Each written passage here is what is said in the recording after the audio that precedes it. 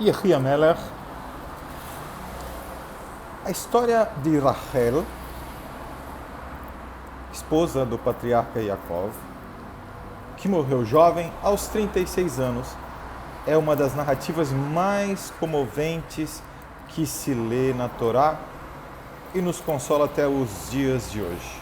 Rachel começou a dar à luz, seu parto foi extremamente difícil, ela estava morrendo e ao dar o último suspiro de seu filho, deu a ele o nome de Ben-Oni, filho da minha tristeza. O pai o chamou de Benjamim, ou Benjamim. Rachel morreu e foi enterrada na estrada para Efrat, agora conhecida como Betlehem.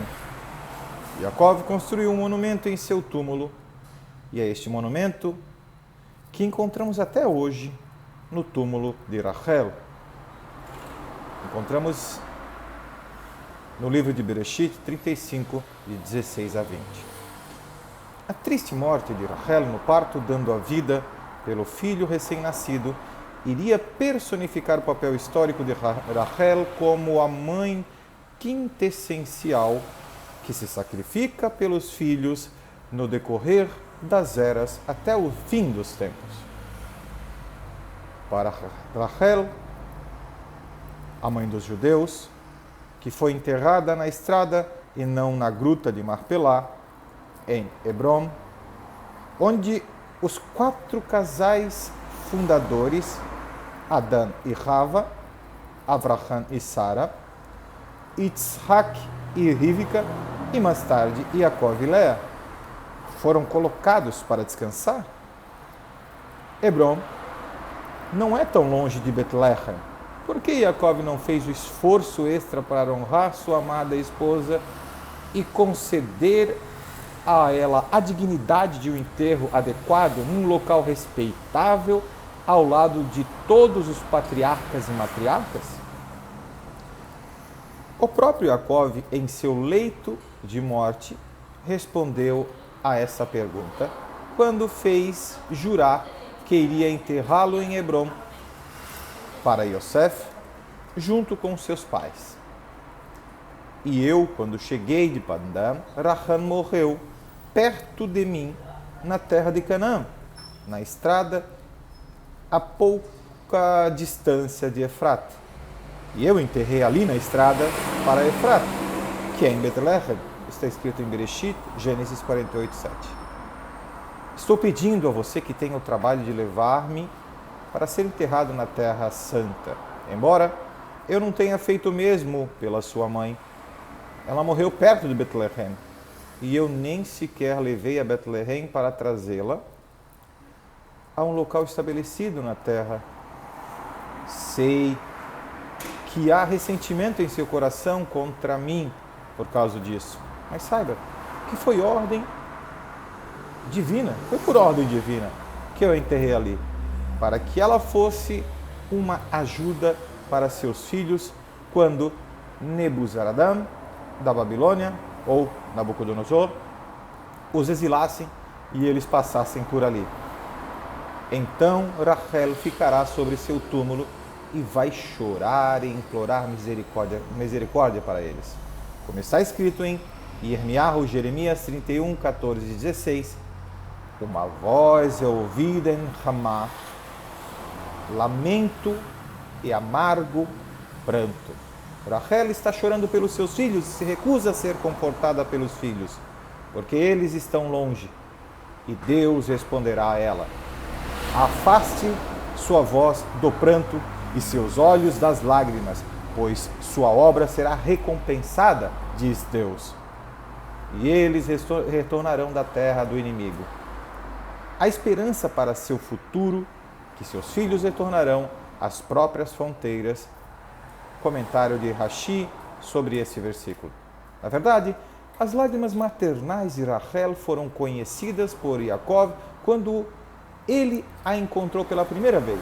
Quando Rachel, a pastora, apareceu com as ovelhas de seu pai, Yaakov beijou a Rachel e ergueu a voz e chorou. Bereshit, Gênesis 29, 9 a 11. Por que ele chorou?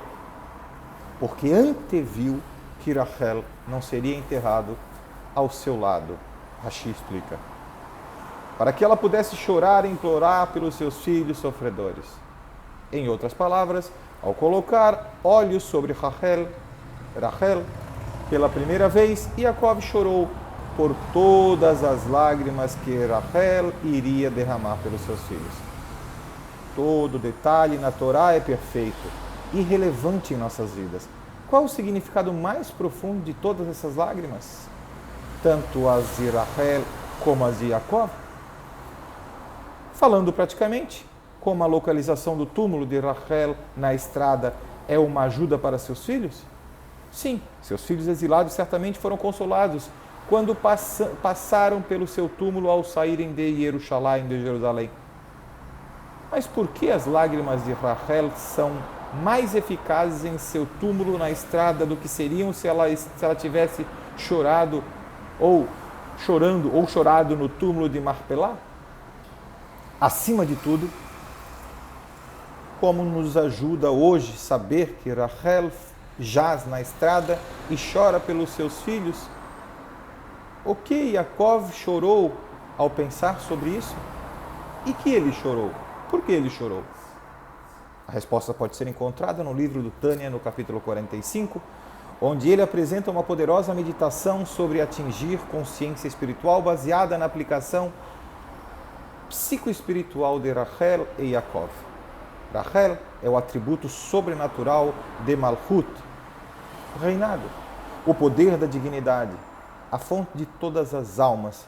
Yaakov é a dimensão de Tiferet, a compaixão, despertando empatia pela traumática descida da alma ao universo material.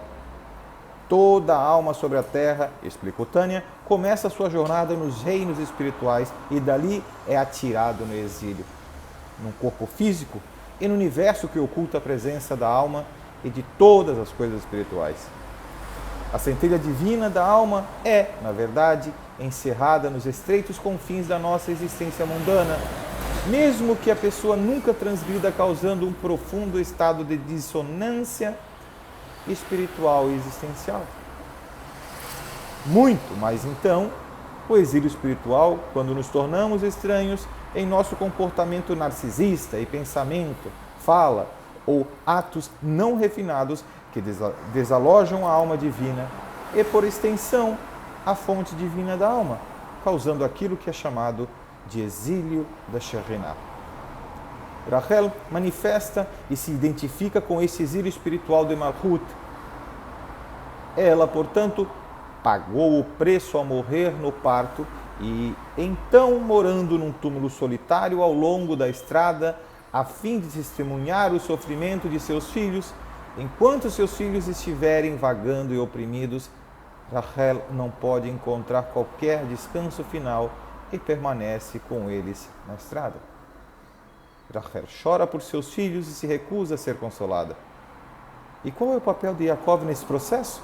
O Tânia explica que Yaakov representa a compaixão, um método potente para despertar a alma exilada, a Shekhinah, de seu deslocamento. Este, continua o Tânia, é o significado do versículo Yaakov beijou Rachel e ergueu sua voz e chorou. Yaakov, com seu sobrenatural atributo da divina misericórdia de Atzilut, desperta grande compaixão por Rachel, a fonte de todas as almas. E ele ergueu sua voz para o alto, para a fonte das mercês mais elevadas, para a fonte dos 13 atributos divinos da misericórdia. E ele chorou, a fim de despertar e trazer de lá, das ilimitadas mercês divinas, compaixão abundante sobre todas as almas e sobre sua fonte, para erguê-las do exílio e uni-las à unidade mais elevada da divina luz infinita, ao nível de beijos, que é o apego do Espírito com o Espírito.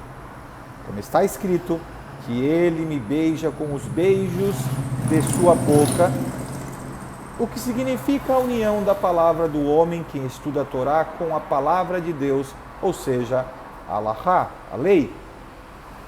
Assim também, tendo pensamentos de Torá, o pensamento mortal é unido com o pensamento divino, e assim também a ação mortal é unida como ação divina através da observância ativa dos mandamentos e, em particular, da caridade e da bondade. Simplificando, o grito de Yaakov e o beijo são métodos que todos podemos empregar para despertar do sono espiritual. Ao ponderar sobre a descida radical da alma no corpo, podemos despertar um profundo senso de compaixão pela alma enclausurada. Como é triste ver uma alma gentil descer de suas alturas elevadas para as maiores profundezas da existência egoísta. Essa compaixão de Yaakov permite a Rachel ficar forte com seus filhos exilados. E finalmente as lágrimas de Rachel prevalecem. Sua obra será recompensada e eles retornarão da terra do inimigo. A esperança para o seu futuro. Seus filhos retornarão às próprias fronteiras. Em termos psicológicos, Malchut, Rachel, é dignidade. Dignidade é o sentimento de confiança e segurança que vem de saber que você tem valor inerente e é indispensável em virtude do fato de ter sido criado à imagem divina. A antítese da dignidade é um senso de falta de valor, vergonha, insegurança, baixa autoestima, às vezes até o ponto de se autodepreciar.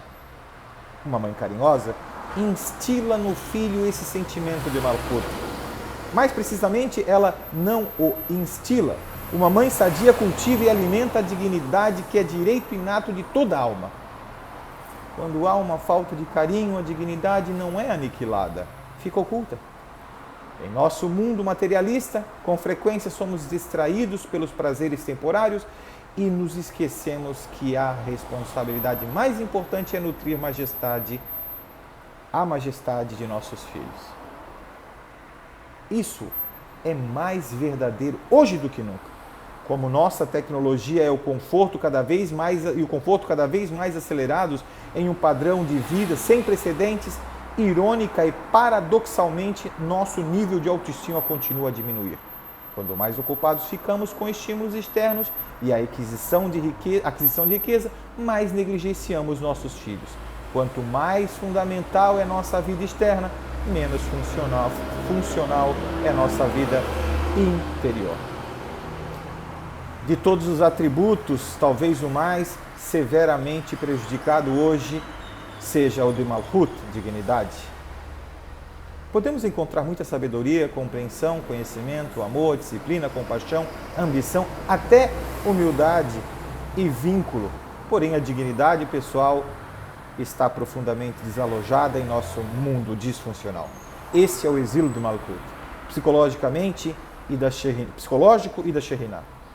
A presença divina entre Rachel e a Rachel, a quinta essência de mãe de Israel, reside na estrada e sempre permanece conosco através de nosso caminhar e nossa confusão. Todos esperamos e rezamos por uma mãe biológica, além de Rachel, que vai nos proteger e cuidar. Todos merecem isso. Mas, mesmo quando abençoados com uma mãe saudável, devemos sempre lembrar de que todos nós vivemos uma forma de exílio espiritual, em necessidade da mãe como Rachel. E mesmo quando somos privados de uma mãe carinhosa, jamais somos privados da mãe Rachel, que sempre está vigilante, nos adorando incondicionalmente até agora, até o dia de hoje. Rachel chora pelos seus filhos, como toda mãe de todos os filhos, ela nos assiste e chora conosco e por todos nós. Ela derrama uma lágrima por toda criança solitária, por todo jovem ou adulto sofredor, e estas não são meras lágrimas, São as lágrimas de uma mãe amorosa, lágrimas que regam as sementes das almas ressecadas, permitindo que deem frutos. Suas almas serão como um jardim regado e elas não mais sofrerão. Isso está escrito em Jeremias 31:11.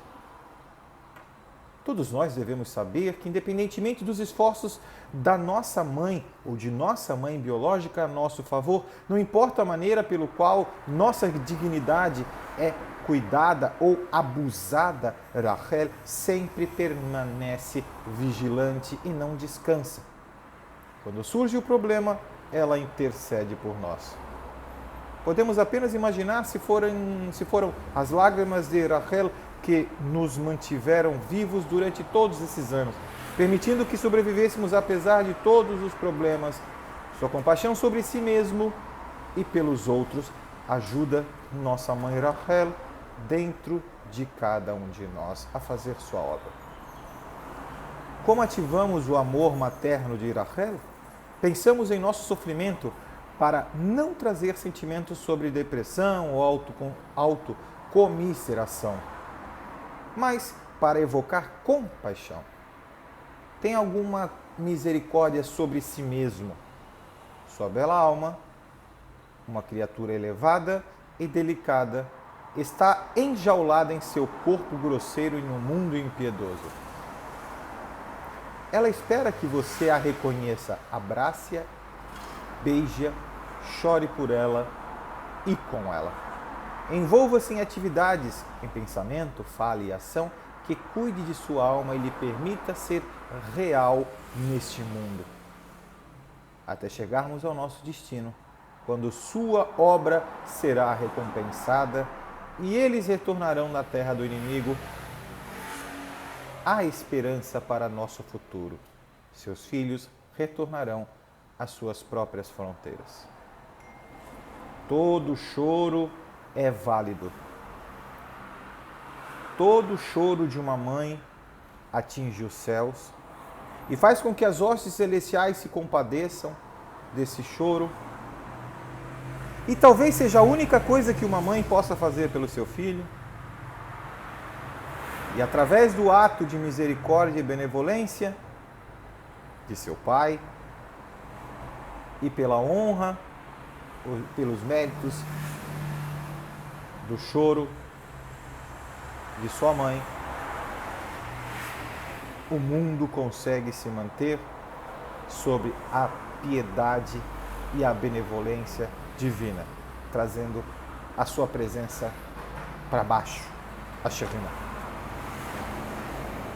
Curtam, compartilhem e dê um like nesse vídeo e faça com que chegue a mais pessoas. Yehi Amelech.